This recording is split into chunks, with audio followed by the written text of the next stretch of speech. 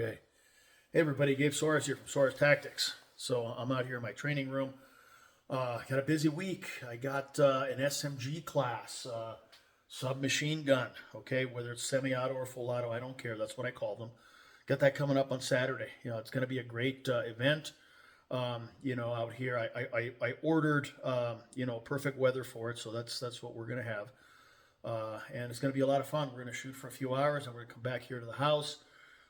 And we're going to have a nice barbecue and drinks and cigars and spend the evening telling stories and, this is what warriors have always done through the ages. And by golly, that's what we're going to do on Saturday.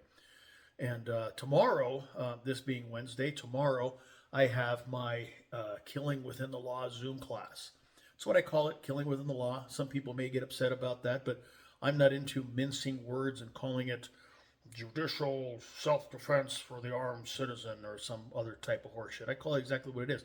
You are well authorized and justified to use deadly force to protect yourself or others, or to prevent some bad guy from using deadly force on another person.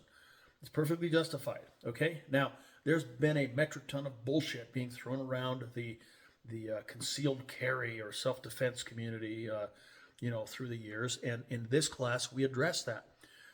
Did you know that around the country, only about 3%, okay, maybe a little higher, maybe a little lower in some areas, only 3% of ostensibly justified self-defense shootings are ever referred for prosecution? Okay?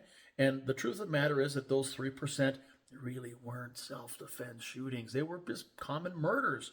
Made up to be self-defense shootings, or there was some sort of lying going on by the shooter about what really happened. Okay, the fact of the matter is, if you are a good person and you're out minding your own business, and all of a sudden you have to use deadly force to protect yourself, another person, from a use or threatened use of deadly force, you know what?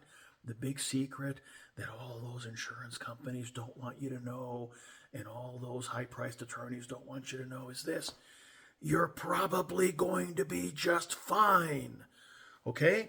The only time that'll change, is if it really wasn't a self-defense shooting. Okay? And then you have other problems. Now, yeah, I know you need to know your ground. Okay? There are things you can do in Arizona and Texas, and my God, even California, that you probably couldn't get away with in New York or Illinois or some of those former American states. But not everybody lives in those places. And, if you are right and justified, and we teach you how that happens in the class, you're probably going to be just fine. Okay? All right. Now, the thing that that segment of the community that is misleading you about what is inevitably going to happen, okay, they have an agenda. They're trying to make money from you. They're trying to scare you into, following a certain process and doing certain things and buying certain things from them, so that you'll feel better, okay? The reality is that you are probably going to be just fine, okay? Now, I'll tell you what the most expensive mistake done by, justified self-defense personnel, meaning just regular accountant, stockbroker, doctor, whatever that has to use self-defense, you have to use a firearm in self-defense to protect themselves, his family, or another person. The biggest mistake is not telling your story to the police and ending up as a suspect in a homicide report. Okay? That's the most expensive one because, you have two choices. You have victim, you have suspect. Okay? Do the victims get arrested? No. The suspects get arrested. Do the victims have to post bail? No. The suspects have to post bail.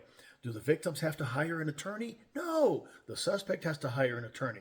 Is there a chance the victim's ever going to end up in court? Only as a witness, okay, if the bad guy survives or there are other bad guys, okay? Does the suspect end up in court? Yeah, as the defendant, and he has to spend a fuck ton of money to get loose, okay? And if you don't tell your story as an articulate first world person it is inevitable that you're going to end up as a suspect. Now, here's the other secret. Do attorneys want you to be a victim, or do they want you to be a suspect? Okay, think hard, boys and girls. There's going to be a quiz at the end of the video. Do victims pay a lot of money to attorney? No, they don't. Do suspects pay a lot of money to the attorney? Yes, they do. So does a certain group have a vested interest in you being a suspect and guiding you down the path of becoming a very good client of theirs? Okay, think about this. All right, look, I was in law enforcement for 15 years. I worked gangs, I worked street patrol, I investigated homicides and stuff like that. I even investigated a few officer-involved shootings, okay, when I was the first guy on scene and so on. Listen, the police are not out to pin a case on you, okay? Even in my era that had very, very little oversight, nobody did that, okay?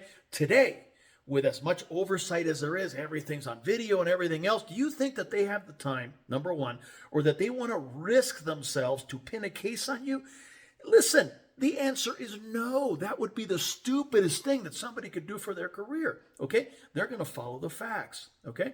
And the fact says they roll up on this and they look at this and they know exactly what happened because they can see, okay? They've seen this stuff 1,001 times, okay?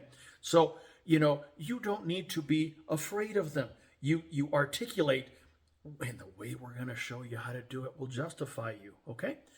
Using microstatements, a concept of preclusion, you know, well, I don't want to give the show away, but, you know, that's what we talk about in class. It's not legal advice. It's advice from somebody that has walked those streets and done those things and understands how people think. Now, our material has been examined by, you know, high-end attorneys. It's been examined by judges. It's been examined by prosecutors and defense attorneys. It's been examined by command staff in large law enforcement agencies, you know, and none of them find fault in what we're teaching. We've refined it and polished it up and so on. But, you know, the bottom line is this. You want to go home and sleep in your own bed after you smoke some bad guy that's trying to kill you and your family? You need to listen to what this class is, okay? Now, my only agenda is, look, I'm retired, and I believe to whom much is given, from them much is required, and so it's my calling to teach these things, okay? I mean, I don't sell insurance. I don't, none of that stuff, okay? So if you're interested in this, check out the link that I'm going to put below, and, you know, this class is pretty much full, but if there's interest in me doing another one in a few months, let me know. I'll be happy to do it, okay? Gotta go. Bye.